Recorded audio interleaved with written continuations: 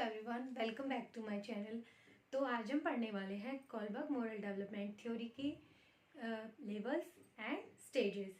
और ये टॉपिक जो है वो एचटेट, सीटेट और and all other teaching exams के लिए बहुत इंपॉर्टेंट टॉपिक है। So let's cover it religiously. So let's start it. तो कोलबर्ग मोरल डेवलपमेंट थ्योरी यानी कोलबर्ग के नैतिक विकास सिद्धांत में 3 लेवल और 6 स्टेजेस हैं। तो let's study. So first level is pre-conventional level, second level is conventional, third level is post-conventional level. तो इन तीनों लेवल में 6 स्टेजेस भी हैं।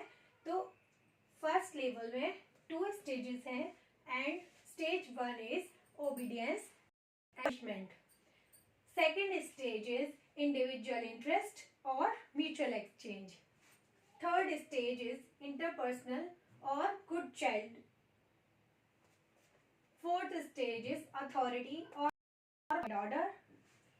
Fifth stage is social contract. Sixth stage is universal ethical principle. अब हम इसको डिटेल में cover करते हैं। So first level pre conventional level, उस लेवल में मोरल रीजनिंग किस पर बेस्ड होती है? Moral reasoning is based on reward and punishment. So इस लेवल के अंदर जो बच्चे हैं उनकी एज 3 to 7 ईयर्स तक की होती है और इसमें रिवॉर्ड एंड पनिशमेंट को बेस रख के बच्चे अपनी मोरल रीजनिंग करते हैं।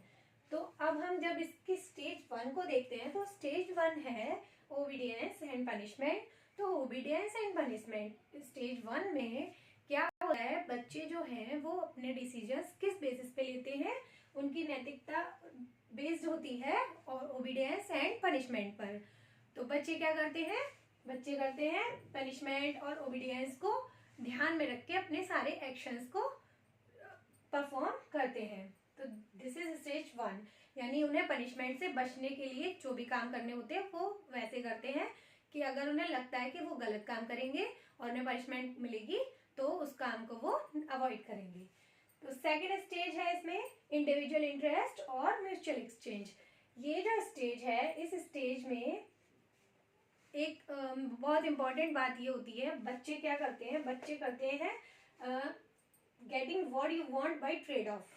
तो ये इसलिए टिट फॉर टैट की स्टेज भी कही गई है। मतलब बच्चे वही करते हैं जो उनको प्रायोरिटी में रख के चीजें हों। मतलब उन्हें कितना बेनिफिट मिलता है पहले वो देखते हैं, उसके बाद उस काम को करने की डिसीजन लेते हैं। जैसे अगर उनका फायदा होगा किसी चीज में या उनको बेनिफिट मिलेगा तो वो काम करेंगे, वो अपने प्रॉफिट मोटिव को ज्यादा आगे रखते हैं। या इसमें ये कह सकते हो आप कि ये टिट फॉर टैट की स्टेज है। कैसे? क्योंकि इसमें क्या है, अगर कोई उनके साथ गलत करता है तो वो उसके साथ गलत करते हैं, यानी अपना वो लॉस नहीं करेंगे किसी भी केस में, और अगर उनको कोई फायदा पहुंचाता है तो वो दूसरे को भी वैसा ही फायदा देने की कोशिश करते हैं। इसलिए इस स्टेज का नाम टिट फॉर टैट या जैसे को तैसा की स्टेज भी कहा गया है। अब हम बढ़ते हैं कॉन्वेंशनल लेवल पर। कॉन्वेंशनल लेवल जो है, इस स्टेज में जो मोरल रीजनिंग होगी वो किस पर बेस होगी? वो बेस होगी एक्सटर्नल एथिक्स पर। External ethics is what? External ethics होती है बाहरी चीजें समाज में जो चली आ रही हैं उन पे डिपेंड होकर मोरल रीजनिंग करते हैं बच्चे।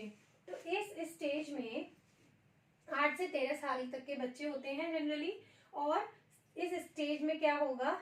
इस थर्ड स्टेज में इंटरपर्सनल या गुड चाइल्ड स्टेज में बच्चे अपने आप को अच्छा दिखाने के लिए, अपने आप के लिए गुड चाइल्ड या नाइस गर्ल या नाइस बॉय बनने के लिए काम करते हैं। तो इसका एक एग्जाम्पल में लिखा है meeting expectations of other. Meeting expectations of other मतलब लोगों को खुश करने के लिए वो काम करेंगे। तो इसलिए लोग खुश करेंगे तो उनको क्या कमेंट्स मिलेंगे? गुड चाइल्ड या good girl, good boy, nice girl, इस तरह के कमेंट्स मिलने के लिए, पाने के लिए वो क्या करते हैं? इस मोरल रीजनिंग इस बेसिस पे करते हैं। फोर्थ स्टेज है अथॉरिटी या लॉ एंड ऑर्डर। तो इस स्टेज में law and order, rules and regulations उनके लिए ज्यादा मायने रखते हैं और इन्हीं को सोच के, इन्हीं को ध्यान में रख के वो अपनी मोरल रीजनिंग, नैतिकता उनकी बेस्ड होती है। तो अब इसको समझे तो इसमें एक लाइन एग्जाम्पल के तौर पे कि like fulfilling duties and upholding laws. बच्चों के लिए क्या इंपॉर्टेंट रहता है? कर्तव्यों को पूरा करना और लॉज को पूरा करना, रूल्स एंड रेगुलेशंस को मानना। कोई भी एक एग्जाम्पल अगर लेने की देखते हैं, जैसे ट्रैफिक रूल्स की अगर बात आती है तो बच्चों को बचपन से ही सिखा दिया जाता है कि रेड लाइट पे आपको स्टॉप होना है, ग्रीन लाइट पे आपको, ग्रीन लाइट मीन्स गो, तो वो वैसे ही करेंगे। वो रेड लाइट पे जाएंगे नहीं ना, वो जाएंगे तो ग्रीन लाइट पर, या ग्रीन लाइट दिखेगी उन्हें तो उन्हें क्या पता है कि ग्रीन लाइट का मतलब है गो, तो वो तब जाएंगे। रेड लाइट दिखेगी तो वो स्टॉप हो जाएंगे। तो इसका मतलब ये है, ये एक रूल बनाया हुआ है तो वो उन्हें परफॉर्म करना है, वो उसको तोड़ेंगे नहीं। उन चीजों को वो ज्यादा प्रेफरेंस देते हैं। तो इस तरह की चीजों को मतलब समाज की देखी हुई चीजों को देखकर वो अपनी मोरल रीजनिंग परफॉर्म करते हैं। तो वो स्टेज इसलिए अथॉरिटी की स्टेज है, fourth stage law and order की स्टेज है। थर्ड लेवल है पोस्ट कॉन्वेंशन लेवल। तो पोस्ट कॉन्वेंशन लेवल जो होता है, इस लेवल में एडल्टहुड आ जाता है, यानी कि 13 से अबव एज के बच्चे होते हैं। और जब ये एडल्टहुड में होते हैं तो इनकी मोरल रीजनिंग किस पे बेस्ड हो जाएगी? इनकी मोरल रीजनिंग पर्सनल एथिक्स पे बेस्ड हो जाएगी। मतलब ये खुद के, अब इनकी समझ आ चुकी है तो वो अपनी खुद की समझ से ज्यादा डिसीजंस लेते हैं। मोरल रीजनिंग उस तरह से ये ज्यादा लगाते हैं, बिकॉज जो रूल्स एंड रेगुलेशंस हैं वो तो हैं, बट इनको पता है कि कुछ नियम हमारे, मतलब हम अपने दिमाग से भी कर सकते हैं। जो जरूरी नहीं है सारे नियम जो बने हैं, कुछ उनमें कहीं त्रुटि भी हो सकती है। सो वो अपना दिमाग भी, उनका सोच समझना बढ़ जाता है, इसलिए वो पर्सनल एथिक्स को भी प्रेफरेंस देने लगते हैं।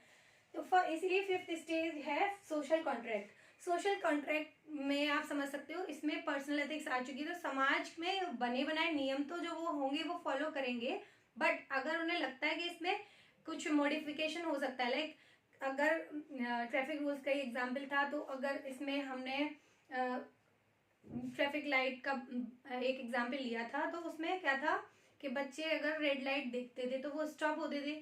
लेकिन अगर उन्हें लग रहा है कि अगर सामने कोई एनिमल आ रहा है ना, तो वहां पे भागना भी उनको लगेगा कि मतलब अपनी जान बचाने के लिए मुझे यहाँ से निकलना पड़ सकता है।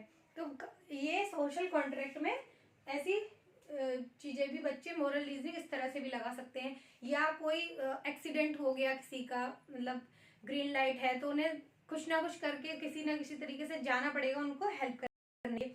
तो रूल्स तो ये कहता है कि you should not move when the light is red या ग्रीन है, तो आपको जाना है, मतलब उसको फॉलो करना चाहिए। बट उनकी रीजनिंग अब क्या है, सही और गलत ज्यादा सोच सकते हैं वो, बजाय रूल्स एंड रेगुलेशंस को फॉलो करने के।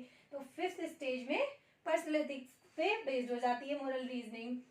Fifth stage is social contract. Now sixth stage is universal ethical principle. तो यूनिवर्सल एथिकल प्रिंसिपल में self selection of universal principal.